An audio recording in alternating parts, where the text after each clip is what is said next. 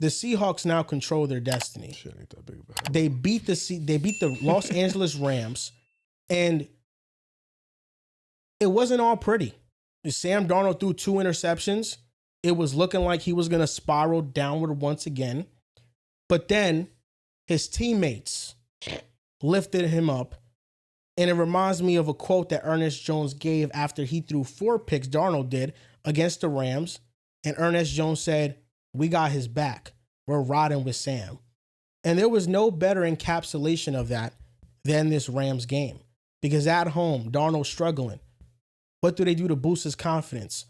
Rashid Shaheed punt return touchdown, making it a 1-score game. Then when they get the ball back, Rashid Shaheed sweep that gets them into scoring territory. Then one of the next plays, it's a wide open touchdown to the tight end. Almost overthrew. Yeah, he did. Let's get Darnold going. And I feel like that settled him in. And it was a big reason why on the final drive in overtime, he was able to lead the Seahawks down the field. He played free. And what I loved about Sam is that through no point in time, even after throwing the 2 interceptions, it felt like he played scared. There were multiple throws after he threw those 2 picks that were very close to getting intercepted if there's not enough zip on it. If it's not accurate enough, he was still throwing the ball into tight windows. And he bounced back in a way that should feel Seahawks fans encouraged because they have the defense, they have the special teams, they have the head coach, they got the receiver, they even have the running backs. It's just the offensive line isn't consistently good at blocking for them. It's about Sam Darnold. If Sam Darnold can play well and play like himself, the Seahawks have a real shot at making it out the NFC and also winning the Super Bowl this year. I think the Seahawks are great. I feel like the only bad drive that Darnold had in the second half, because the first half wasn't great. It's like 1:40 left. It was their second to last drive. First play of the drive, he had JSN wide open on the right side, just kind of overthrew him. Yeah. They ran on second down. There was a screen pass, third down. It felt like after that first pass, they kind of just put their hands up. Kubiak said, "We're good. Like, Sam Darnold, you're too inaccurate. We're going to give it up." They punt the ball back, goes into overtime regardless. The final drive was great. It is what they needed because Darnold and the Seahawks, they're a little Broncos-ish, where I think the team around them is great, but the quarterback's range of outcomes is so high. We saw the game Bo Nix played last week against the Packers. We've seen multiple games this year, especially earlier in the year. Darnold, I feel like for the last month the offense in general hasn't been as efficient as it was earlier on in the year. But we've seen games where Darnold has played like a legit top 5 quarterback. So we know the upside for them is so good. And then the floor, we've seen games, of course, Rams earlier in the year. Bo Nix has had some games throughout this season too, that if they're able to play at the level, even at a moderate, kind of not hitting your highs, you're not hitting your lows, and you let the rest of the team be great, they have a great chance. This Rams defense is spectacular. Of course, he threw the 2 interceptions in the first half, but the first time they played, his game unraveled after he threw his first couple interceptions. He ended up with 4 picks. The second half of this game, he could have very easily done this. He could have very easily done the same thing, multiple turnovers in the second half, and you get potentially blown out. The fact that the Rams were up by 16 points, they had the ball with 9 minutes and change left, you were able to tie it. Of course, you got some crazy plays in between with the Charbonnet 2-point conversion and the punt return touchdown. Seattle definitely got things that went its way, but they're so talented that as long as they get maybe one of those and you get this sort of level play from Sam Darnold, I don't disagree with Joel. I think the Rams are right up there. I think you still got to give credit to Philly, especially. Saw them a really good offensive game against Las Vegas. We'll see what they do this week opponent against the Commanders. But the ceiling for the Seahawks is as high as anyone in the leagues. It's interesting that you said that because you talked about how if they can just get 1 or 2 of those things going their way, they have a chance. They just need Sam. Yeah, and I think that's we can talk about everything. We can talk about the weapons. We can talk about the run game being inconsistent all year. We could talk about the offensive line. Talk about defense. And at the end of the day, teams like this, you mentioned Denver. I'm thinking about teams like this, Seahawks, Denver, Philly, the Niners. Unless you have a dude, like a legit walking superhuman dude, and what I mean by that is the Mahomes, the Josh Allens, the Lamars of the world. the Still Herberts of the world. Yeah. Like, Drake you know Mace. what I'm saying? Not yet. Okay. Because he would have won that game. Jordan Love. But well, even then, sometimes he tweets. But Damn.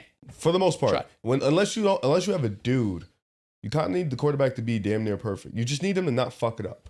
You know, and I think especially in the playoffs, I think that's super important. You know, we've watched playoff games where Jimmy Garoppolo, they went to Super Bowl and Jimmy Garoppolo had like a 50-yard passing game. We've watched games where Jalen Hurts didn't have to do too much because the defense would do their thing and then the run game would do their thing. I think with Seattle, it's a little bit of they get into the playoffs, the defense is going to be elite. They don't have a run game. I do not believe in that run game at all. So I think the passing game is going to need to be on go. And, you know, we talk about Seattle potentially having a number 1 seed. I don't want to sleep on other teams. Like the Rams could still get it. The Niners can sneakily get it. And if they get it, If they win out, that's all they need to do. Yeah, they win out, they get it. They have a home game. They have 5 straight home games going in, and on top of that, they'll be in San Fran. They'll get that rest for week 1, the first round of the playoffs to get healthier. So that's another sneaky team. But for Seattle, it's going to be a lot on that passing game. You know, it's going to be extremely interesting to see how he plays. We saw him last year, didn't play too well, you know, especially in Minnesota, which they're extremely well coached. You have Jettas, you have Jordan Addison. So a little bit less in that room this year. But nonetheless, the JSN, Sam Darnold connection has been elite this year. All depends on who they play. I feel like in the NFC, the Rams have been the most steady team in football, but I still don't feel like they're just clearly better than everybody. I still feel like, you know, you're going to have some teams that can make a run. You know, we thought Green Bay, obviously, before the Micah injury and then Tucker Kraft getting hurt, they probably could have made a run. Like you said, you still got to respect my boys out there. They can still make a run. Seattle, they can make a run. Like, there's a lot of good teams in the NFC. So I don't want to just say the Rams. And the Rams, they give me this weird feeling where they just choke these games where they shouldn't choke. And obviously, you know, they don't have like 3 or 4 losses, but you choked one to the Eagles, you choked one to Seattle. 2 teams you may have to face down the road. You know what I'm saying? So I think it's interesting. Seattle, good team, great defense, great offense. If Sam Darnold doesn't mess it up, this is a team that can go on a run.